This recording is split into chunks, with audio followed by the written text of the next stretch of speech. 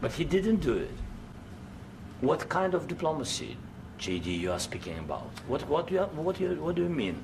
I'm talking about the kind of diplomacy that's going to end the destruction of your country. Yes, but if you Mr. President, with respect, I think it's disrespectful for you to come into the Oval Office and try to litigate this in front of the American media. Right now, you guys are going around and forcing conscripts to the front lines because you have manpower problems. You should be thanking the President for trying to bring an end to this conflict. Have you ever been to Ukraine that you say what problems we have? I have been to. Come once. I've actually watched and seen the stories, and I know what happens is you bring them on a propaganda tour, Mr. President.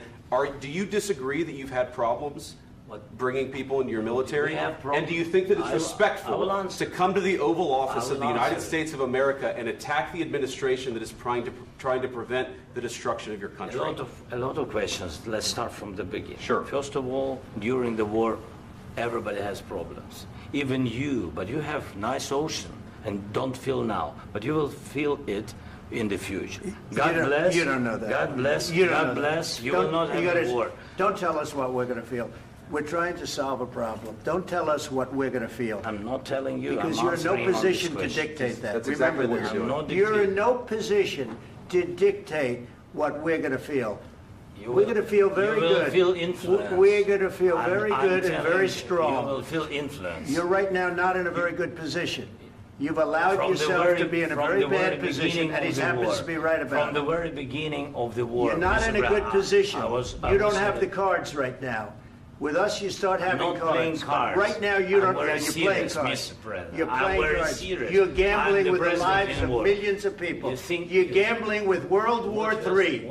You're gambling with World War III. And what you're doing is very disrespectful to the country, this country, that's back to you, far more than a lot of people said they should have. Have you said thank you once? This entire meeting? No, in this entire meeting, have you said thank you? You went to Pennsylvania and campaigned for the opposition in October. Offer some words of appreciation for the United States of America and the president who's trying to save your country. Please, you think that if you will speak very loudly about the war, you can... He's not speaking loudly. He's not speaking loudly. Your country's in big trouble. Can I answer? Wait a minute. No, you've done a lot of talking. Your country is in big trouble. I know. You're not winning. You're not winning this. You have a damn good chance of coming out okay because of us. Mr. President, we are staying in our country, staying strong from the very beginning of the war. We've been alone, and we are thankful. I said thanks in this cabinet, and not only in this cabinet. We gave you, through this stupid president, $350 billion.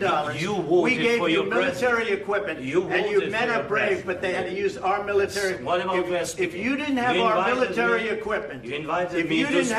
military equipment, this war would have been over in 2 weeks. In 3 days. I heard it from Putin. In 3 days. This is something maybe new. Less. In 2 weeks. Of course, yes. It's going to be a very hard thing to do business like this. Again, I tell you. Just say thank you. I said a lot of times to American people. Accept that there are disagreements, and let's go litigate those disagreements rather than trying to fight it out in the American media when you're wrong.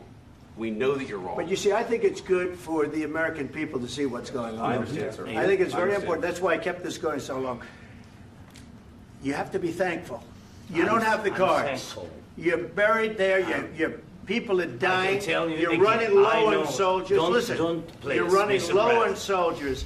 It would be a damn good thing. And then you tell us, I don't want a ceasefire. I don't want a ceasefire. I want to go, and I want this.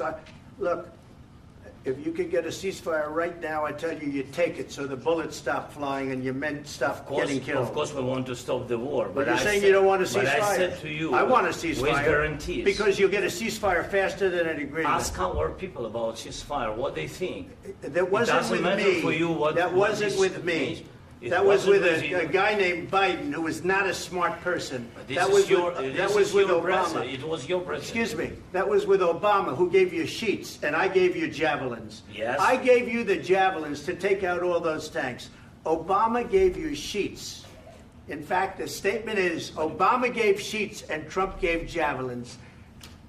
You got to be more thankful, because let me tell you, you don't have the cards. With us, you have the cards.